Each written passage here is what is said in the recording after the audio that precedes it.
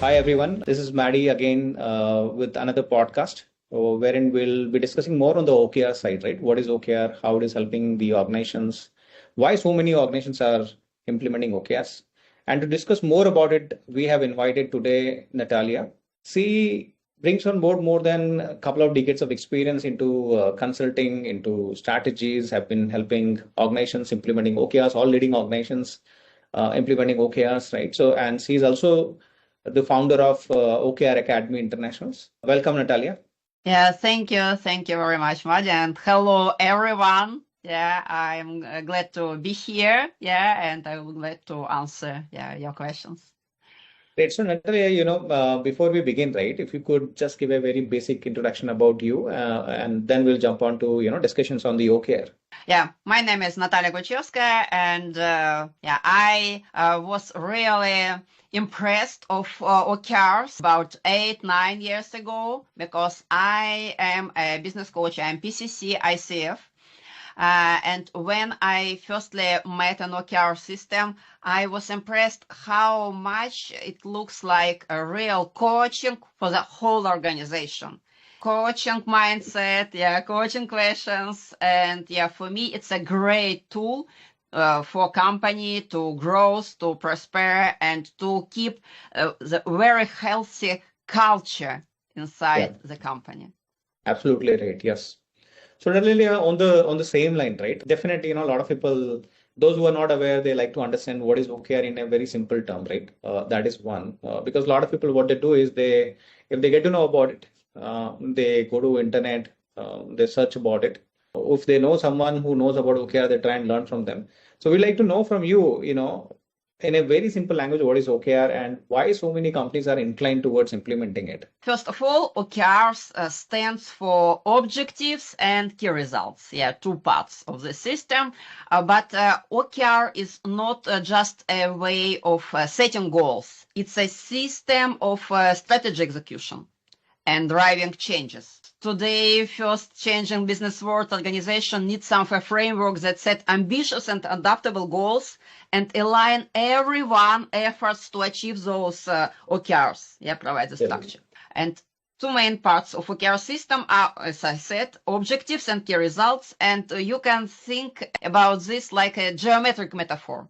The objective is the target that you want to hit, while the key results are some axes, coordinates, showing your movement towards this target. They help answer the question, how do we know that we reached it? I think thanks, Natalia. I think this makes sense, right? In a very simple manner for people to understand, right? I think a lot of people, when we discuss with them, right, they talk about while they learn about OKR and they know one of the important aspects of OKR here is to, bring an alignment across the company, right? When they start implementing it, they still find this problem of alignment across the company. So what do you think, why generally, despite of implementing it, they tend to struggle with the alignment, right, in the organizations, and what are the initial level challenges they come across? Yeah, alignment is very important for each organization, and OKRs provide a very clear framework for this, because in OKRs, everyone aligned by providing a clear process for setting and sharing goals across all levels of the organization. So first of all, we define company level OKRs. And then each team sets their own OKRs that support those larger goals. We can see some examples. For example, in my business games that I developed, I use this game to teach teams how to set up aligned goals. And it's not very easy, but with game, it's become easier. When you can see how, so each team asks themselves how we as a team can boost the company level OKRs, which goals we have to set up and which results, which milestones we have to achieve that the whole company should go ahead. And it's why we align not only with the company level OKRs, but also with each other. Got it. I think it's a very great point that you've mentioned, right? It's more about encouraging people to align and start thinking in a direction, right? And Yeah. it is also more about kind of building a mindset, right? As you rightly mentioned, it's all about building a culture wherein people think, people put in efforts. It is more motivated to think, towards achieving organization's goals. Keeping this aspect in mind, right? So the organizations who are following kind of a different models, right, other than OKRs, when they transition from the existing model or framework to OKRs, what do you think? What are the what challenges they face during these transitions, and what is that they should keep in mind to implement it right? Yeah, I very often meet these challenges with companies that I support. And really transitioning to OKRs can bring some challenges. The first challenge is about leadership. So it can be a lack of support, of understanding from leadership. Yeah, It's really essential for success. yeah, Second one, very important to have an internal OKR coach. So this right. person that helps keep the focus and discipline needed for performance. Yeah, Next, if OKRs are only set from top down as in old systems, and teams are not involved to create their own OKRs, the system doesn't work. yeah, Next mistake, if you have too many objectives and key results like 10, 20, and for each team, and it's too much, and you right. couldn't reach any of them. Yeah, yeah, yeah. Another challenge, last but not least, is keeping regular check-ins is very important, and engagement. And don't link OKRs directly to performance review or to salary. And those issues, especially check-ins and transparency, can be managed with a special OKR software. For example, one from Worxmate. Great. Mhm. Natalia, I think I mean, I'll just expand this part because the last point that you've mentioned is not linking OKRs with the performance review, right? Which is more about kind of a monetary benefits or, the growth part. Why do you think they should not be doing it? And what is the advantage or disadvantage they may end up having it if they start linking it? If you link OKR directly with the payment, then teams set up OKRs by themselves. And Hmm. they start to sandbagging. They start to set up not ambitious goals, but goals they are really sure they can achieve and get their bonuses. Yeah, it's why it's very important. Don't have this direct link, but you have, of course, promote those teams who are really successful in their OKRs indirectly. Yeah, for example, you can give them bonus even if they don't reach their OKRs, but the OKRs was so ambitious and that really drives the whole company. Right. You can give a bonus for this team. It's not prohibited, but you couldn't cut the salary of people if they don't reach OKRs. Right. It will not encourage them to, take bigger goals, right? Or take risk in terms of going extra mile. Yeah. Absolutely right.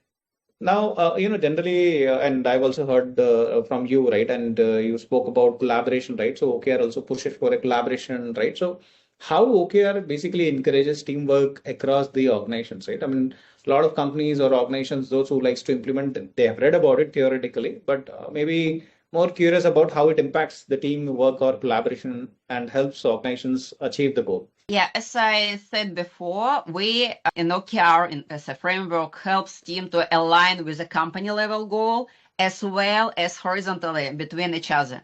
So this Hmm. alignment between teams is very important. It's really boost collaboration by encouraging open communication, removing barriers between departments. Very often when in company level OKR, we have some OKR that needs some cross-functional collaboration. It's very often I can meet. After teams set up their own OKRs, they start to see each other's OKRs, and it helps them spot some dependencies and Yeah. potential conflicts. Yeah. And we as a consultants often set aside special time for those alignment sessions. I call them vernissage, like an art gallery. Yeah. Yeah, and also next thing it's regular check-ins and Yeah. OKR reviews. also provide a space for teams to talk about their progress, challenges, changes, dependencies. And this process improves teamwork and helps by solving problems together. And also we can support this process by using special software. And in this case, that Worxmate software is very helpful. Great. No, I think it's a good point, right? And I mean, if you look at it the same manner, right? I mean, while they, it encourages collaborations, and you constantly referring about, doing consistent check-ins and review, right? Maybe you may want to like little expand on this part because, this could be, the one of the key success factors to implement OKRs, right? Isn't it? So what are your suggestions, for any organizations, those who are implementing OKRs? What are the key factors they need to keep in mind to ensure that they realize the benefits of implementing OKRs? Maybe I will start from bottom to top. Three key factors. The third key factor, as you mentioned, ongoing discipline and tracking progress. Regular check-ins are crucial, and it can be aided by special software. So software, it's very, very helpful, and it's really one of the success factor. Also for this check-ins and alignment, it's very helpful if you set up only 1, 2, 3 objectives. So high focus. But the most important success factor is leadership involvement. Leaders must be engaged and supportive through all the process, including check-ins. So they also should use this software. Right. So Natalia, again, a lot of times, I'm sure you and, others, the consultants who generally do it and within the organizations, all OKR champions, they observe that people hesitate to do check-ins consistently if they have not made progress, right? What would be your suggestions to those guys who, if they have not made progress, do they need to do check-ins consistently, or they can skip it, or they need to change the frequency of check-ins? Not skip. First of all, don't make any punishment for those people. Don't shame them, and separate people from tasks. First of all, usually OKRs, it's not individual game, it's a team game.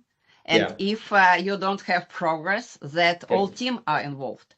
And maybe there are some reasons why there are no progress. Maybe they have a lack of resources, and they have to, for example, ask for those resources from other teams, and it can boost also collaboration and cross-functional dependencies. Or maybe just elaborate this problem to the top management, and maybe also ask for resources. Maybe they have to find another way of doing. Because if you continue to do what you have done yesterday, you will get the result you have today. If you want another result, you have to start to change your way of doing. In this way, for example, when my teams meet some problems, we gather some sessions, team coaching sessions, and we use some tools like trees, like design thinking, so we start to find how we can change our implementation, our tasks. Got it. That makes sense, Natalia, right? So, maybe I think it will be great if you could share some, some of your experiences, right? Like a real life case studies wherein you have mentored, some organizations, and, what sort of journey they have gone through and how it has impacted the business, right? I mean, definitely it takes time to, see the value, but if you can share some of your experiences, it would be great. Usually people are interested in financial outcomes. And there are a lot of examples of how OKR impact of business, but usually they are not publicly shared. And also usually even some companies implement OKR, they didn't link, we implement OKR, it's why we have those results, because those results are boosted by the teams. So teams do this, not OKRs. OKRs is just a framework. But I can share some examples that were publicly published. For instance, one of our client, it's a regional branch of Tom Taylor, they achieved 189% of EBITDA. This is a Fantastic. significant financial milestone, and this was a result of effective OKR alignment across all departments, focusing on this. It's a lagging indicator, but they really align this focus and they achieved this, and they clearly understand that it was the OKR impact. Any specific points or key factor that you would like to share out of this case study that has helped them in achieving this 189% kind of a result? As I said, the most key success factor was alignment and cross-functional collaboration, and keeping in mind their main goal, because it was their main goal on this period of time. So they change, of course. You can change OKR every quarter, but for them, for this period of time, it was very important. And when you set up OKRs, of course, those EBITDA was not in their OKRs. As a term. They set up OKRs, for example, the product team set up OKRs how to improve their product. Sales teams, how to improve their sales. And so all departments set up their own OKRs, but each OKRs keeping in mind the mission. Why? For what purpose we're doing this? So the purpose and the shared purpose is the key success factor for achieving those results. Absolutely right, Natalia, right. I think one of the important gist that what I learned from our podcast is that alignment and collaboration, if these two things are done right across the organizations, you would see great result, right? Yes, so thank you so much, Natalia, for can I add something? Because I gave only financial example, but the benefits of OKRs go beyond financial success. It's also drive innovation, service improvements, adoption of new technologies, enhance employee well-being. So not only financial results, but OKRs can make all your cooperative culture more healthy.